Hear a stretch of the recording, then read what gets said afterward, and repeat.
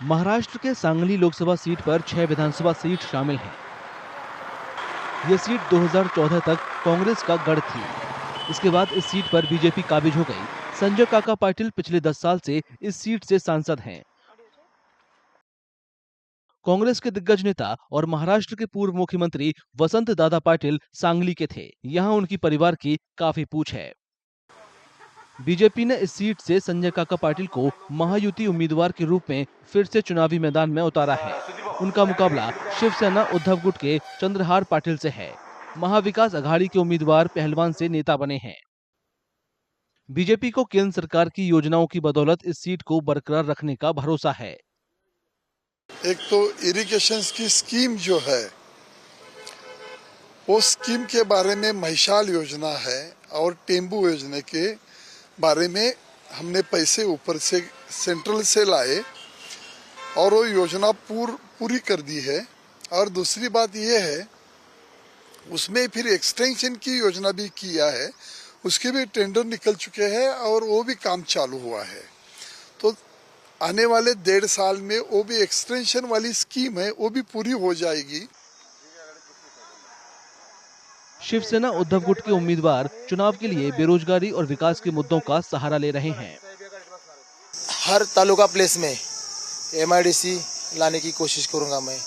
जो MIDC अभी जहां पर है वो उसका 5 स्टार MIDC में कन्वर्टर कैसे होगा, उसके लिए सोचूंगा मैं। सांगली मिरज कुपवाड़ महापालिका क्षेत्र है, वहां पर IT पार्क कैसे आएगा, ताकि यहाँ के युवा और युवतियों के लिए यहीं पर उनके हाथों के लिए काम मिल सके।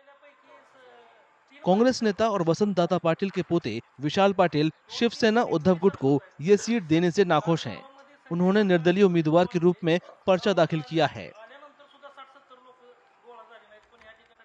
तो ये जो लड़ाई है, ये हमारी अस्तित्व की लड़ाई है। यहाँ पे कांग्रेस पक्ष बहुत सालों से प्रभावी पक्ष रहा है और इसके बावजूद हमें इस बार यहाँ से लड़ने की अनुमति नहीं मिली। ये जगह हमारे अलायंस के शेयरिंग में शिवसेना को चलेगी और इस कारण सब कार्यकर्ता ये मानते हैं कि अब कांग्रेस यहाँ अगर जिंदा रखनी है तो कांग्रेस की तरफ से किसी ने लड़ना चाहिए। उन्होंने मुझे चुना है।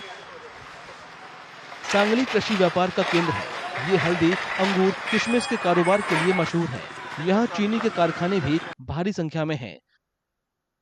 वसंत दादा पाटिल शेतकारी सहकारी साखर कारखाना एशिया की सबसे बड़ी चीनी मिलों में से एक है। यहाँ के किसान सामानों की गिरती कीमतों और कृषि बाजार की हालत से नाखुश हैं। सांगली में जो अभी लोकसभा का इलेक्शन हो रहा है, उसके तरफ से जो सवाल है वो जो सांगली पूरा जो मतदार संघ है उसमें जो सवाल किसानों का सवाल है, खास करके किसानों का जो ये निकलता अनाज निकलता है उसका जो कीमत है वो बहुत कम है। उसके ऊपर उसको उनका जो पैसा मिलना चाहिए था वो नहीं मिलता। तो इनका सांगली की मार्केट जो है, बाजार पेट जो है वो विकसित होने की तरफ इन्होंने कोई ध्यान नहीं दिया। ये नंबर 1। नंबर 2, सांगली का जो मेन मार्केट है वो हर साल फ्लड से इफेक्टेड होता है।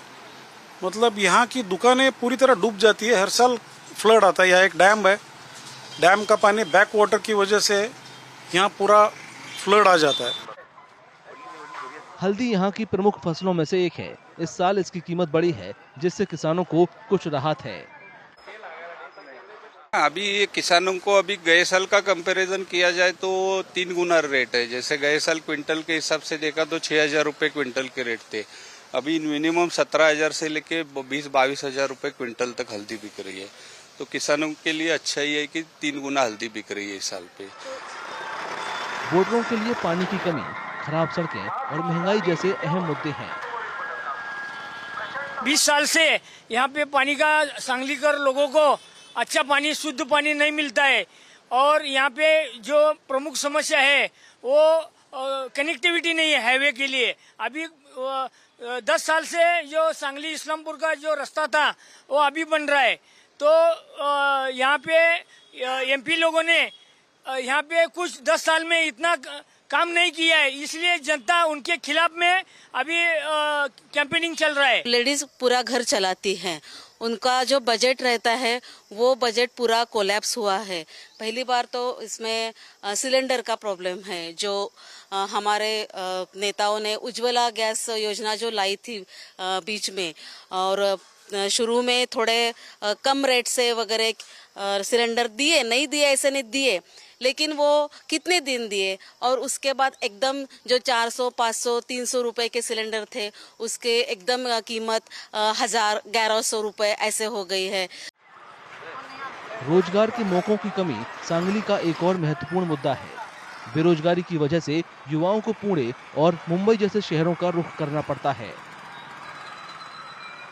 यही प्रॉब्लम है कि आगे जाके क्या होगा इस एजुकेशन का, मतलब इसे मैं कैसे यूटिलाइज कर सकती हूँ, क्योंकि देख रहे हैं कि नौकरियां तो वैसे भी मिल नहीं रही, क्योंकि मैं अपने सीनियर्स की वगैरह हालत देख रही हूँ। जैसे प्रोमिसेस किए गए थे उस हिसाब से तो कुछ हो नहीं रहा हमारी ज़िंदगी में।